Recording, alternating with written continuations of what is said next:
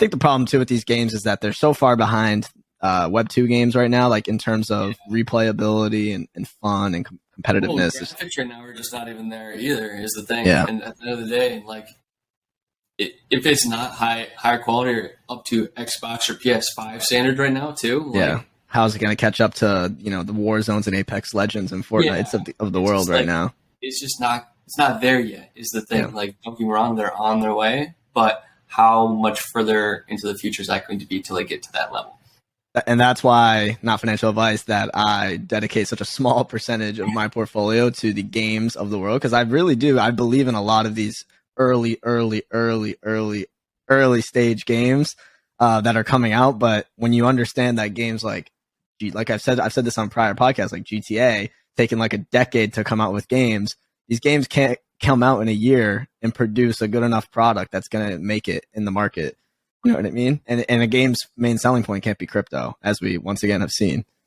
Nope. And it's the same thing with the NFTs too, though. It's like, there has to be utility. There has to be something behind it. Like, there needs to be more that can be brought to the table. Otherwise, what is the purpose? Why are we getting people in? And if there's nothing there on it other than, oh, you're in a club, you are. It's true. It's kind of ruining crypto in a way, because there's nothing there that's beneficial. You need something that's going to benefit the people that invested into your platform. Exactly. There's people that, again, there's Logan Paul. You got other people who are big influencers who are, they've scammed I don't know how many projects. You got Floyd Mayweather. I don't know how many he's on now. God. Every other month, there's a new Floyd verse. Floyd this, Floyd that. I'm like, how is he getting away with this? Well, it's like people are still investing. It's like, what's different here, people? Like, you're still getting millions of dollars each time. It's like, please learn. I was actually just listening or / watching this video called it was about the CSGO scams back in the day, and how and I was just watching it and I was appalled at how related it was to the current day NFT scene. And people were just copy and pasting CSGO gambling websites and just doing it over and over and over, because if people on retail can make money from it, they're going to join, and they don't really care if it's a scam. Exactly. Yeah. And it's so funny you say that, because I've talked about that with a couple other people in the community too. And it's like, the people that were in with CSGO way back then are actually really involved in the crypto community now. Yeah. Really involved. And we're not going to name drop, but yeah. But it's crazy, because and you know what's crazy? I sent it to my good friend Don Vo. I sent him the video, and I was like, it's crazy how much of the problems with the CSGO scams in the marketplace and everything could have actually been fixed by the blockchain. And I was like, if it was looking at it, I remember one of the things they said is that some of these companies were changing the odds on the skins you could get with the cases so that they would make more money. They were taking massive percentage royalties. I'm like, with the blockchain, you can make it provably fair and provably rare using smart contracts, VRF Chainlink, and all of that.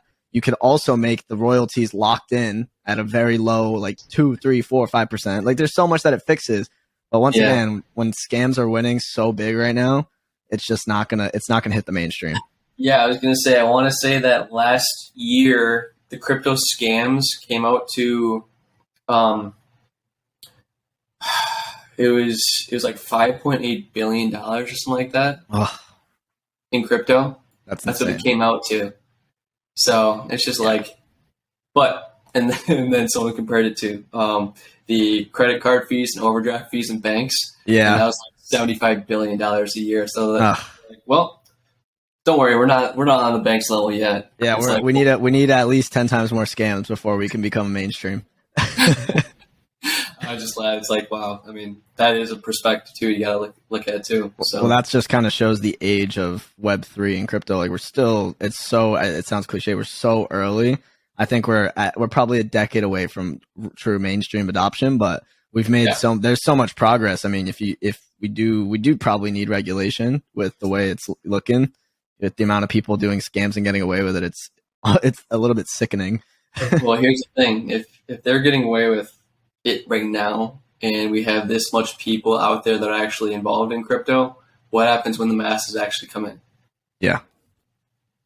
Like, that's when massive liquidity in the world is wiped out. Is the thing. Well, if you think about it, what could regulation even do? Because if you look at the CS:GO scams, these guys were just making offshore LLCs in Antigua and Mexico and all these places.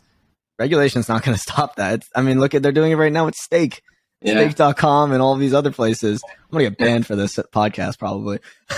They're doing it right now with Stake and all of these other with all these online casinos. They're just going to other countries and doing the same thing. Because I mean that's what they're getting away with, and you're able to is the thing. Like that's the loophole, and somehow, some way, we're able to do it. So yeah.